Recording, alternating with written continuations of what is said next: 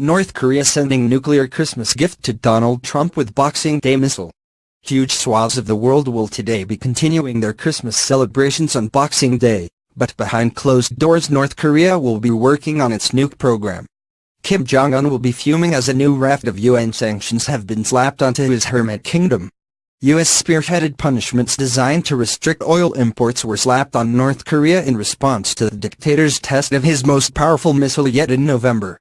And now Kim could make good on fears he is readying for a 2017 ending missile test, with a North Korean national holiday falling alongside the festive season in the West.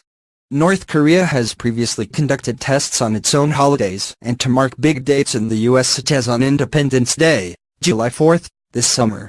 Missiles tests have also previously been described by Kim's state media as gifts to the American. North Korea's calendar will tick over to December 27th later tonight while Britain is still celebrating Boxing Day. Usually the rogue state tests missiles late in the evening GMT, or stretching into the early hours of the morning. And while the West stuffs itself with leftover turkey, Pyongyang will be marking Constitution Day and the anniversary of the funeral of Kim's dad Kim Jong-il back in 2011. Constitution Day marks the creation of the so-called Juche Constitution enshrining North Korea's core doctrine of isolation and self-reliance by Kim's granddad Kim Il-sung. It also marks the posthumous appointment of the elder Kim as the eternal president of the rogue state back in 1998. Experts have previously warned North Korea is expected to carry out at least one more test of its nuclear weapons program before the end of 2017. Kim will now have renewed desire after the crushing sanctions were imposed by the UN. And satellite images taken earlier this month suggest a new test could even be another nuclear bomb, with renewed activity at the test site Mountain Base Punggye-ri.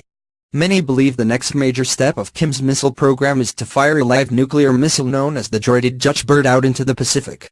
The Center for Strategic and International Studies, CSIS, previously warned there is an elevated threat level throughout December.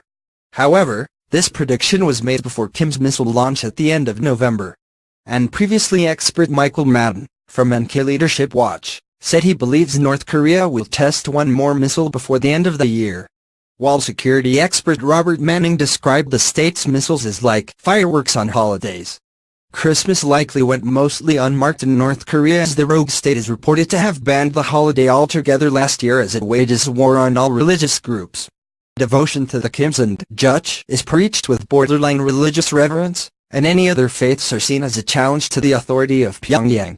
Christians within North Korea are particularly persecuted, but are believed to gather in secret over the holidays to mark the birth of Jesus. And this year Grinch like Kim is reported to have banned partying, drinking and singing to try to bring an end to any festive feeling in the North. North Korea has proved its nuclear force this year with dozens of missile tests peaking with the detonation of an H-bomb in September. However, questions remain over its re-entry technology and how accurately it can launch a missile at a target. Firing a nuke into the atmosphere is one thing, bringing it back down is another.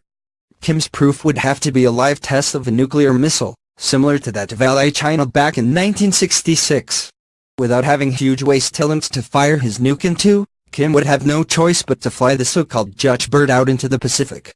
A missile test of this kind would be the most provocative move yet, one described by nuclear expert Dr. Bruce Blair as a red line for the U.S. on North Korea. Trump and North Korea have waged a war of words in 2017 as the U.S. attempts to pressure the rogue state to give up its quest for ICBMs. Both military and economic force have been a